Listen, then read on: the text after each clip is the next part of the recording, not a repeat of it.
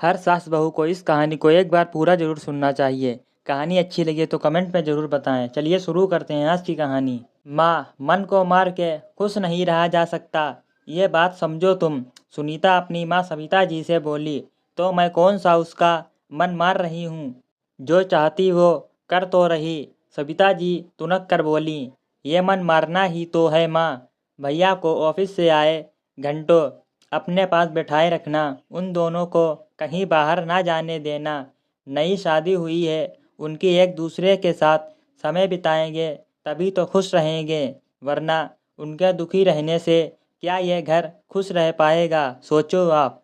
सुनीता बोली। मतलब तुझे ये लगता मेरा बेटा मेरे पास बैठकर समय बिताता ये गलत है? उसे आते ही अपनी बीवी के पास चले जाना चाहिए।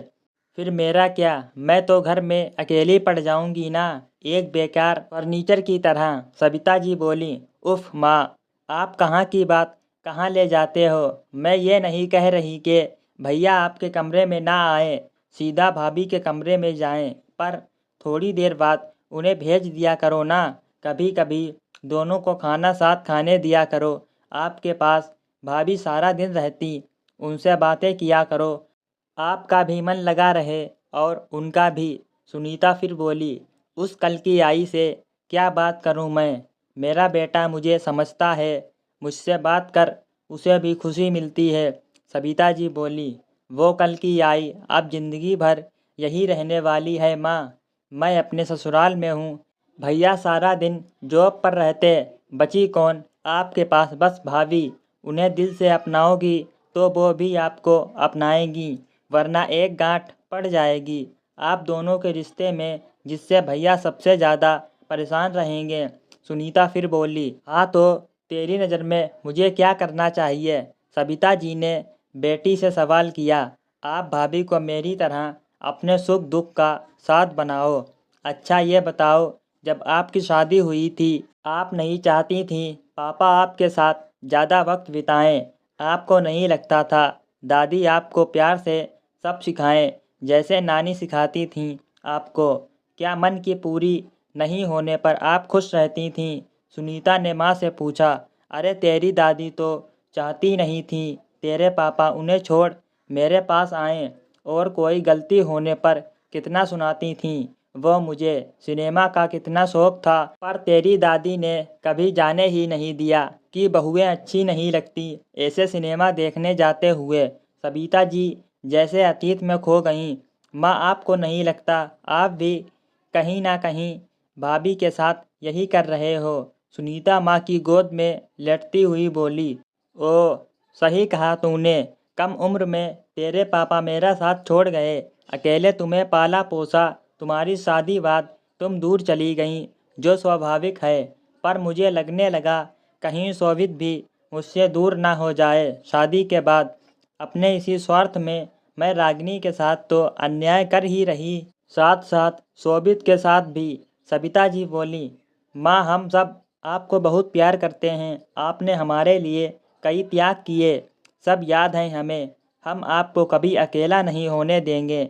भाभी भी बहुत अच्छी हैं, आपके बारे में सोचती हैं, तभी चुप रहती, पर उनके चेहरे की उदासी मैंने महसूस की है, बस इसीलिए आपसे ये बात की मैंने।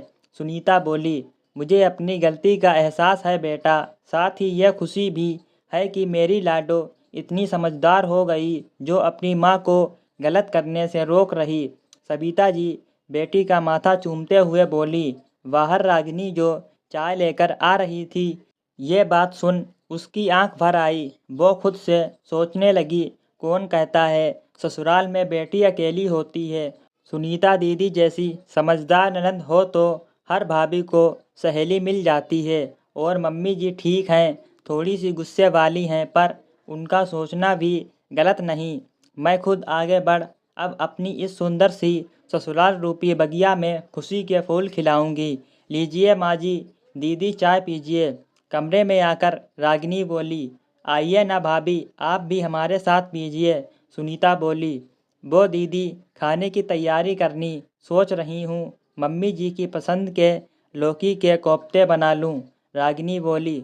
कोई ज़रूरत नहीं कोफ्ते बनाने की, तुम चाय पियो, फिर तैयार हो जाओ, शोभित आता ही होगा। आज घूम आओ थोड़ा, खाना बाहर ही खा आना, यहाँ हम देख लेंगे। सविता जी बोली, नहीं मम्मी जी, घूमने जाएंगे तो सब साथ।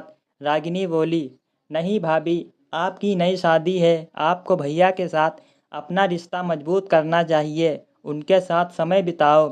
सुनीता प्यार से बोली, दीदी रिश्ता तो आप सबके साथ भी मजबूत चाहती मैं। रागिनी सुनीता का हाथ पकड़ते हुए बोली, देखा माँ, कितनी समझदार भाभी है मेरी। सुनीता भाभी को प्यार से गले लगाकर बोली, हाँ तो बहू किसकी है आखिर।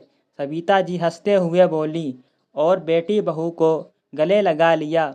आज रागिनी का चेहरा सच में खिले फूल जैसा हो गया था। दोस्तों, सविता जी की तरह बहुत सी माँओं की सोच होती है कि शादी के बाद बेटा दूर हो जाएगा, पर अगर ज़रा सी समझदारी से चला जाए तो बेटा तो अपना रहता ही है, बल्कि बहू के रूप में एक बेटी, एक दोस्त भी मिल जाती है।